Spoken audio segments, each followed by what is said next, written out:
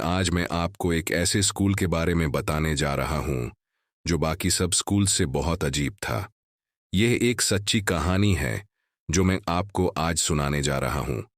कहानी शुरू करने से पहले मैं आपको अपना तारुफ करा दूं। मैं एक प्राइवेट स्कूल टीचर हूं और काफी स्कूल्स में पढ़ा चुका हूं। ये स्कूल मेरे लिए नया था। पुराने स्कूल को अलविदा कहकर मैंने ये स्कूल ज्वाइन किया। पहले दिन से ही मुझे ये स्कूल अजीब और बिल्कुल क्वाइट लगा, लेकिन मैंने किसी को नोटिस नहीं करने दिया और अपना काम करता रहा। कुछ दिन बाद मैंने स्कूल के एक पुराने टीचर से पूछा, क्या ये स्कूल तुम्हें अजीब नहीं लगता? उसने मुस्कुरा के कहा, सिर्फ लगता नहीं है, ये वैसे ही है। उसने मुझे एक वाकया सुनाया जो मैं आज आपके साथ शेयर करने वाला हूं। ये स्कूल बहुत ही ब्यूटीफुल था। नर्सरी से लेकर 8वीं तक की क्लासेस चलती थी। इसमें 10 क्लासरूम्स, एक ऑफिस और एक कंप्यूटर लैब थी, जहां स्टूडेंट्स को कंप्यूटर की एजुकेशन दी जाती थी। लैब पूरी तरह से एयर कंडीशन्ड थी। बाहर एक गैलरी थी जो पूरी तस्वीरों से भरी हुई थी। ऐसी तस्वीरें जो इन्वेंटर्स, जनरल्स और अचीवर्स की थी। कुछ अभी जिंदा हैं और कुछ मर चुके हैं। स्कूल का जो ओनर था वो दावत-ए-इस्लामी का वॉलंटियर था, जो उनके लिए फंड रेजिंग करता था और प्रीचिंग में मदद करता था। इस वजह से दावत-ए-इस्लामी के स्टूडेंट्स अक्सर स्कूल आते रहते थे। एक शाम दावत-ए-इस्लामी का एक स्टूडेंट प्रीचिंग के लिए स्कूल आया, लेकिन देर हो गई। स्कूल के ओनर ने उससे कहा, आपको काफी देर हो गई है, आप आज रात यहीं स्कूल में रुक जाओ और सुबह चले जाना। स्टूडेंट मान गया। वो समर का टाइम था और हमारे शहर में इलेक्ट्रिसिटी रात 12 बजे आती थी। हम सब ने डिसाइड किया कि जब तक बिजली नहीं आती हम रुकेंगे और फिर स्टूडेंट के लिए एसी ऑन करके घर चले जाएंगे। रात 2 बजे हम उससे खाना खिलाकर और बेडिंग देकर स्कूल में अकेला छोड़ के चले गए। हमने कहा, अगर किसी भी चीज की जरूरत हो तो फोन कर देना। ये कहकर हम घर चले गए। जब सुबह स्कूल आए तो क्या देखा, वो स्टूडेंट एक कोने में दरी और डर के मारे कांप रहा था।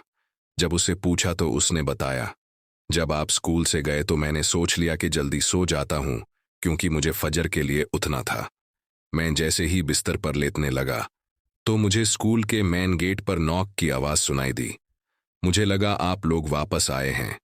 मैं डोर के पास गया और देखा तो वहां कोई नहीं था। मैं थोड़ा परेशान हुआ, लेकिन सोचा शायद मेरा वहम होगा।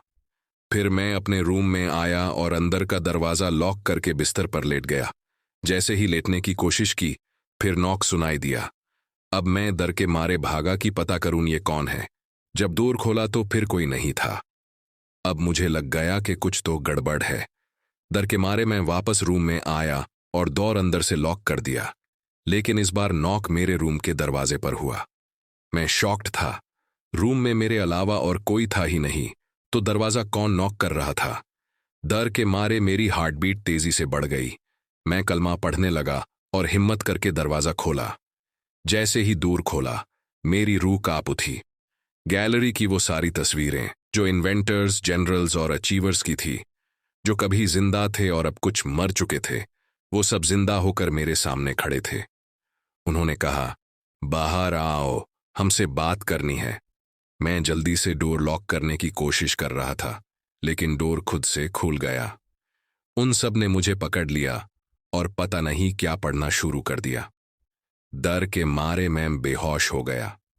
जब होश आया तो वहां कोई नहीं था। मैं अपना फोन ढूंढने लगा, लेकिन वो नहीं मिला। सुबह जब सूरज निकला तब जाके मुझे फोन स्कूल के गेट के पास पड़ा मिला। पूरी रात मैं एक कोने में बैठा रहा, हिलने की भी हिम्मत नहीं थी। सिर्फ सुबह होने का इंतजार कर रहा था। उस दिन के बाद किसी को भी स्कूल में रात को अकेला नहीं रहने दिया गया। उम्मीद है आपको यह सच्ची कहानी पसंद आई होगी। अपनी राय हमें जरूर बताएं। फिर मिलते हैं एक और सच्ची कहानी के साथ। तब तक के लिए अल्लाह हाफिज।